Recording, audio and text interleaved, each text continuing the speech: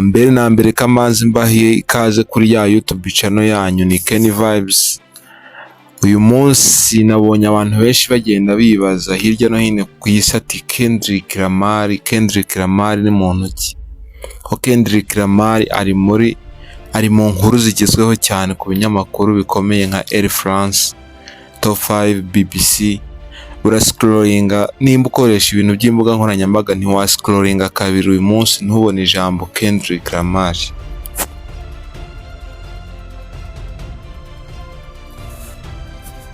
Niyo mpamvu tugiye kubinyuramo twirukanka tureba ati Kendrick Lamar ni muntu ki? Ati se ni ukubera iki yagarutsweho n'ibyo binyamakuru?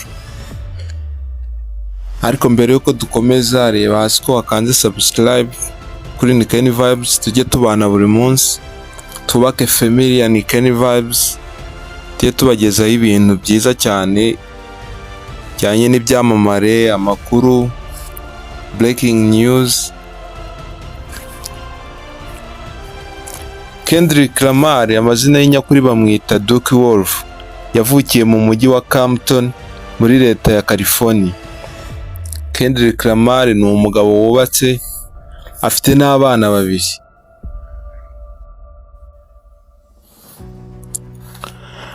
Kendrick Lamar yagiye atwara ibihembo bitandukanye.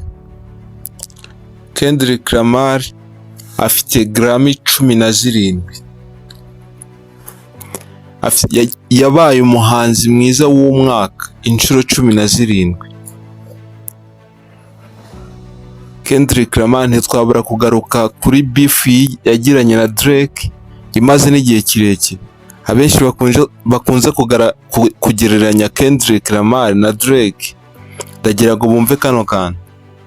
Kendrick Lamar afite Grammy 17 mu gihe Drake afite Grammy 5. Urumva nta na kimwe cya kabiri cya Grammy Kendrick Lamar afite. Muri izo Grammy 17 Kendrick yatwaye, zigiye zikubiyemo, yagiye azitwara mu bihembo bigiye bitandukanye. Hari izo yagiye atwara muri Best Rapper Album,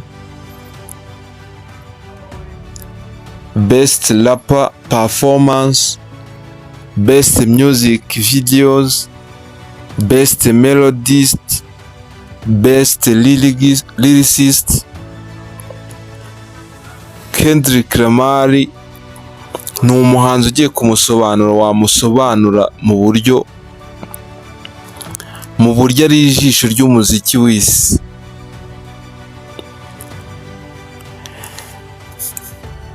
Ubundi ntiwavuga Kendrick Lamar utavuze albums ziwe. Kendrick Lamar ranked as a king of the album. Kendrick Lamar yagiye akora album zigakundwa cyane, zikitirirwa ibinyagihumbi by'ibinyejana. Hari nka album ye ya mbere yise Section Point 18 za 2011, murabyibuka. Album yaje igafata isi igategeka isi bitewe n'amagambo yari arimo. Kendrick Lamar yaje gukora album ye ya kabiri ayita Good Kids Murder City.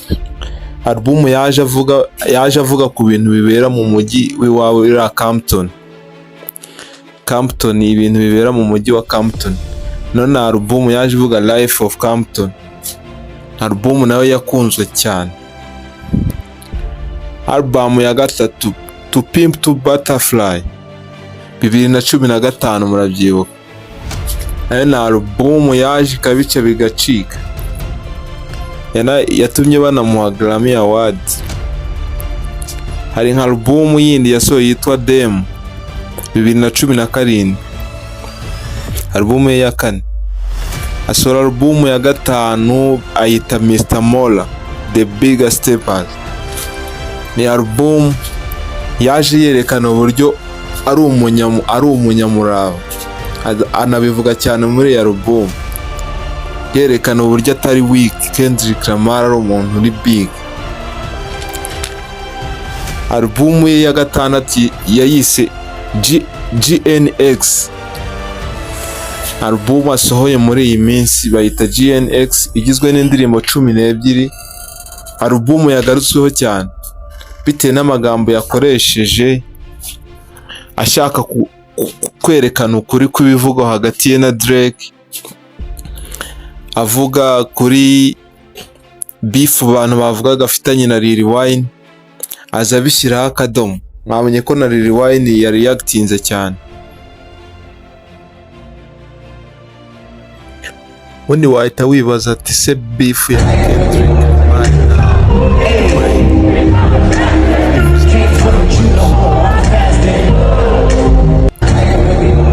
na beef ya komotse hari amarushanwa z'ababigishwa vuye mu mezi yashize. Kendrick Lamar aherutse kuba nominated muri ayo marushanwa akazaririmbamo iyo minota 15, kandi New Orleans niwe mujyi Lil Wayne akomokamo, yakunze no kuririmba cyane, yakunze kwamamaza mu bihangano bye. Kendrick Lamar akimara kuba nominated byateje impagarara cyane. Abafana hirya no hino bagenda babigaruka ati kubera icyo atari Lil Wayne, ati habayeho ubujura. Abenshi bagenda banashyira mu majwi cyane Jay-Z, kubera ko Jay-Z niwe utegura ayo marushanwa. Tuvuga ati Jay-Z yashobora kuba afitanye ibibazo na Lil Wayne, akaba ariyo mpamvu ya nominated yabaye Kendrick Lamar. Yes, n'ibindi tuzagenda tubigarukaho ku bindi biganiro bizakomeza. Reba ko wakoze subscribe, tujye tubana buri munsi. Ciao ciao.